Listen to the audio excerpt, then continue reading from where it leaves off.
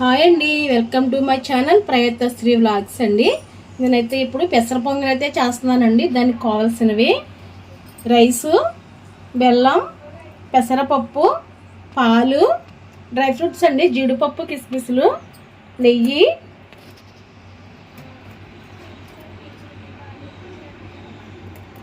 యాలకులు,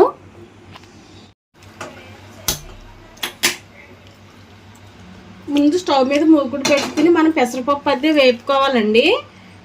నెయ్యి ఏమి వేయనవసరం లేదండి. ఇది వేపుకున్న తర్వాత కడగాలి కదా మనం.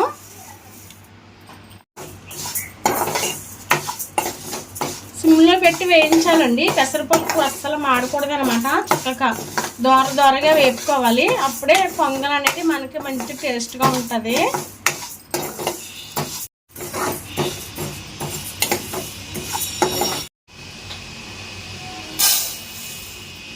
రైస్ కడుక్కొని రైస్ అయితే నానబెట్టుకోవాలండి ఒక అరగంట.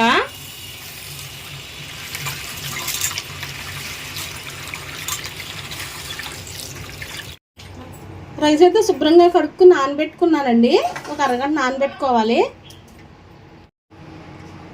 పాలు కూడా కాసుకోవాలండి. పచ్చి పాలు వేయకూడదు అనమాట, కాసి వేయాలి. దీన్ని కూడా పాలు కూడా కాసేస్తున్నాను.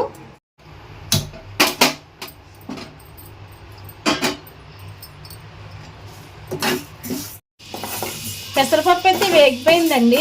దీన్ని ఇప్పుడు కట్టేసి శుభ్రంగా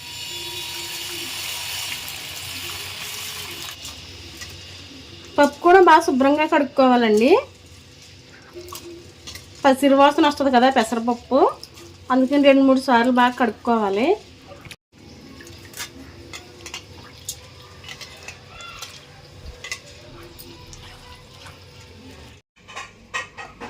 యాలకులు, షుగర్ అయితే మిక్సీ వేసుకుంటున్నానండి. ఉత్తి యాలకులు నలగవు కదండి, అందుకని కొంచెం షుగర్ వేసాను.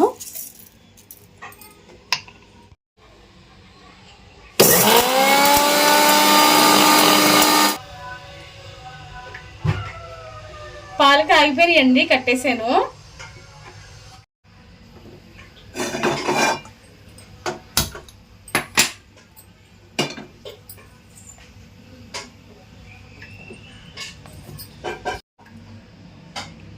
జీడిపప్పు, కిస్మిస్లు వేపడానికి అయితే నేను నెయ్యి వేసుకుంటున్నానండి.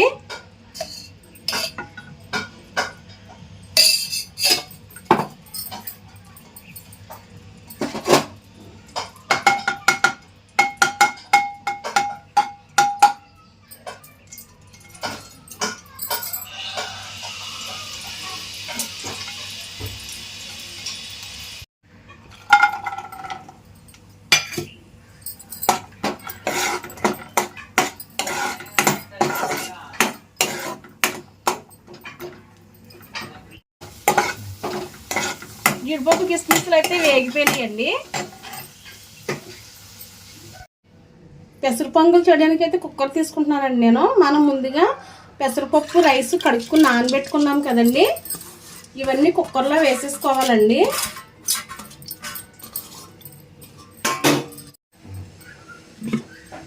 ఇదిగోండి రైస్ కూడా వేసేస్తున్నాను నేను.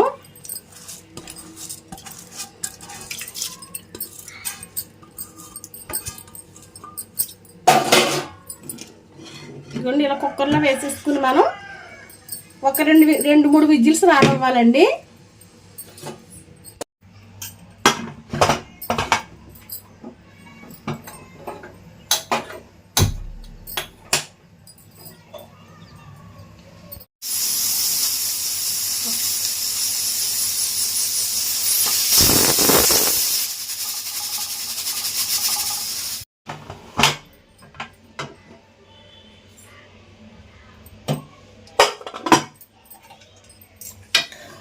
చూస్తున్నారు కదండి, చక్కగా ఉడికిపోయింది.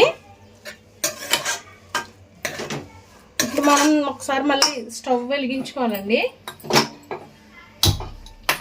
బాగా సిమ్లో పెట్టుకోవాలన్నమాట. హైలో ఉంటే అన్నం కదా మాడిపోద్ది. ఇప్పుడు దీంట్లోకి మనం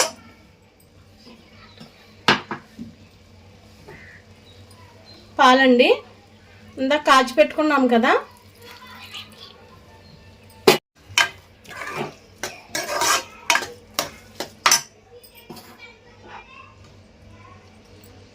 బెల్లం,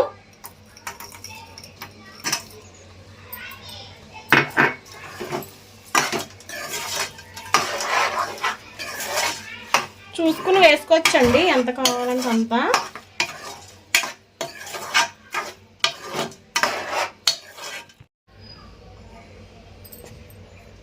ఒక స్పూన్ నెయ్యి వేస్తున్నానండి. నెయ్యి వేసుకుంటే బాగుంటుంది అన్నమాట టేస్ట్.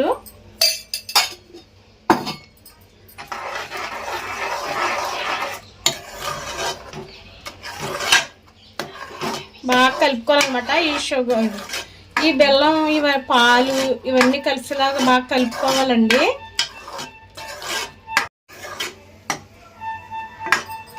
ఈ నెయ్యిలో ఇవన్నీ బాగా ఉడకనివ్వాలండి. బెల్లం బాగా కరిగే వరకు ఉడికించుకోవాలన్నమాట. ఇది చాలా బాగుంటుందండి.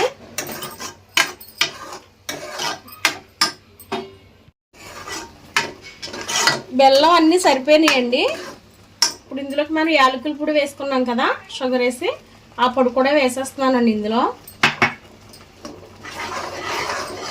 పొడి వేస్తే మంచి స్మెల్ వస్తుందండి.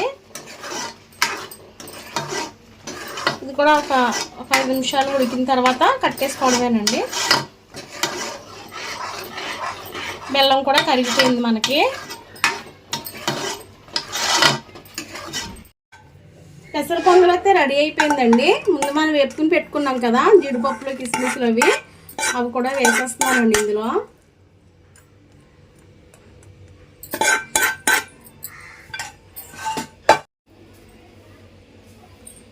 ఇంతేనండి, పెసర పొంగల్ అయితే రెడీ అయిపోయిందండి. చాలా బాగుంటుంది అనమాట, చాలా టేస్టీగా ఉంటుంది. ఒకసారి ట్రై చేయండి. నా వీడియో మీకు నచ్చినట్లయితే లైక్ చేయండి, షేర్ చేయండి, సబ్స్క్రైబ్ చేయండి. Thank you for watching.